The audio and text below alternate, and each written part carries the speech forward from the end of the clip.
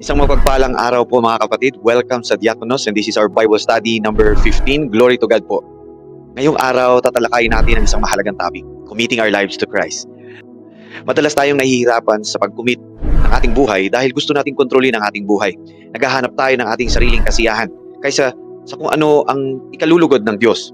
Ngunit tulad ng makikita natin, ang tunay na fulfillment sa buhay ay nagmumula lamang sa ganap na pagtitiwala sa Diyos. Number 1. Self-dependence versus God-dependence. We often desire to control our lives and seek what pleases us. In short, gusto nating maging Diyos sa buhay natin. And this desire is an affront with God's will for us. Ang sabi ng scripture, Matthew 16:26, "What good will it be for someone to gain the whole world yet forfeit their soul? Or what can anyone give in exchange for their soul?" Aminin natin na ang desire ng ating laman ay gustong yumaman, sumikat, hangaan ng maraming tao, bumilib sila sa atin, magkaroon ng maraming sasakyan, maraming bahay. Ang tanong, how much are we willing to spend just to have that? Are you willing to pay for it with your own soul? Number 2, the story of Lot's wife. The story of Lot's wife teaches us about the dangers of looking back and not fully committing to God's direction. Kung may time ka, pwede mong basahin sa Genesis 19, verses 15 to 26. And this will tell us about Lot's wife looking back and becoming a pillar of salt. Ang asawa ni Lot symbolizes attachment to the past, disobedience to God's command and lack of faith and trust. Hindi niya mabitawan ang buhay niya sa Sodom. Her attachment led to her downfall.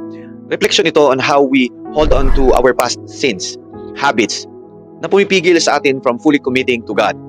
Ang anghel ay nagbigay ng malinaw na utos na huwag lumingon, and her disobedience demonstrate the consequences of not following God's instructions completely, reminding us that partial obedience is still disobedience. Ang paglingon ng asawa ni Lot showed a lack of faith in God's plan and provision for their future, indicating how looking back can reflect our lack of trust in God's promises and our future with Him. Worship and sacrifice. True worship involves committing ourselves fully to God and living as sacrifices for Him.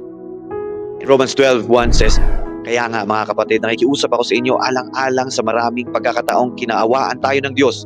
Ibigay ninyo ang inyong mga sarili bilang mga handog na buhay, banal at kalugod-lugod sa Kanya." It is called sacrifice kasi it calls us to deny ourselves, our fleshly desires that does not conform to God's will. How to know God's will? It is found in God's scriptures. Pag binabasa natin ang salita ng Panginoon, we will have a glimpse, a black and white, a clear-cut copy ng God's will as we read the Bible. Overcoming fear and peer pressure. Sa maraming pagkakataon, we fear what others will say or think when we commit our lives to Christ. Importante na manindigan tayo sa ating faith despite opposition. In Matthew chapter 10, verse 33, it warns us, "But whoever disowns me before others, I will disown before my Father in heaven." Nako si Peter, alam mo ba? Praise the Lord na. O di ba adik yan dati? O di ba babaero yan dati? Ang takot sa opinyon ng iba ay maaaring maging dahilan upang makompromiso natin ang ating faith. Avoid standing up for Christian values at unahin ang validation ng lipunan kaysa pagsunod sa Diyos. Makinig at importante ito. To overcome this fear, focus ka sa identity ni Christ. Seeking strength through prayer. Palibutan mo ang sarili mo ng supportive fellow believers. Remembering God's promises and prioritizing His approval over human approval can help us stand firm in our faith. The role of the Holy Spirit. Tinutulungan tayo ng banal na Espiritu na ganap na magtiwala kay Jesus Christ sa pamamagitan ng pagbibigay ng lakas at patnubay. In John 14:26 it says, "But the Advocate, the Holy Spirit, whom the Father will send in my name, will teach you all the things and will remind you of everything I have said to you." Ginagabayan tayo ng banal na Espiritu sa pag-unawa sa kalooban ng Diyos. Magbibigay siya ng lakas upang malabanan natin ang tukso at kino-comfort tayo sa mahihirap na panahon. Tinutulungan niya tayong lumago spiritually at binibigyan tayo ng spiritual gift at binibigyan tayo ng kapangyarihan para maipamuhay ang pananampalataya natin ng buong tapang. In conclusion, committing to Christ means going all in, not being half-hearted. It's a journey that we can support each other. In Philippians 3:13-14, "Mga kapatid, hindi ko ipinapalagay na nakamit ko na ito.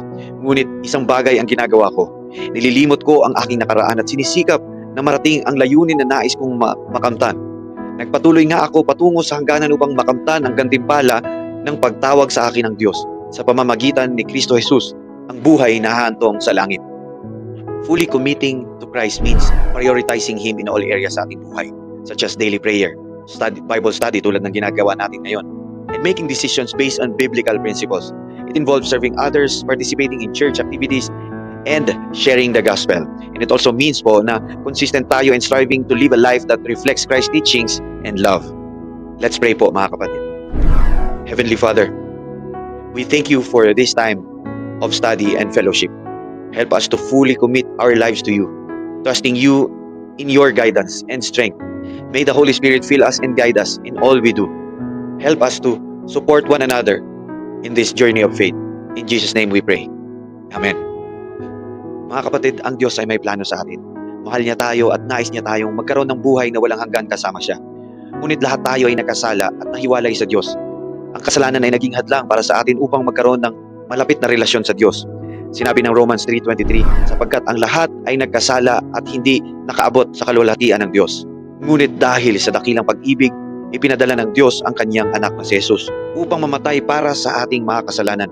Sinabi sa John 3:16, sapagkat kayo na lamang ang pag-ibig ng Diyos sa sanlibutan, kaya't ibinigay niya ang kanyang kaisa-isang anak upang ang sinumang sumampalataya sa kanya ay hindi mapapahamak, kundi magkaroon ng buhay na walang hanggan.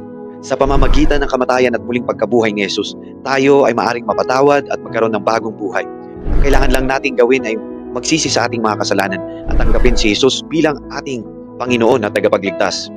Kung nais mong tanggapin si Jesus sa iyong puso, pwede kang magdasal on your own. Sabihin mo, Panginoong Jesus, inaamin ko na ako'y isang makasalanan. Kailangan kita sa aking buhay. Pinagsisisihan ko ang aking mga kasalanan at humihingi ako ng iyong kapatawaran. Naniniwala ako na namatay ka para sa aking mga kasalanan at muling nabuhay. Tinatanggap kita bilang aking Panginoon at tagapagligtas. Pumasok ka sa aking puso at baguhin mo ako. Salamat po sa iyong pag-ibig at kaligtasan. Amen. Maraming salamat po sa inyong pagsama sa amin. Naway samahan niyo po kami sa araw-araw para sa isang maikling Bible study. Muli, hindi po namin hangad ang kapurihan ng tao sa mundo, yung likes, follows at kung ano paman. Ang hangad namin, kung loloobin ng Panginoon, ay ang i-subscribe ninyo ang gospel ni Jesus Christ.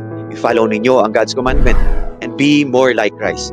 Muli, ito po ang diakonos, which means servant. God bless you mga kapatid. I'll catch you in the next video. God willing po.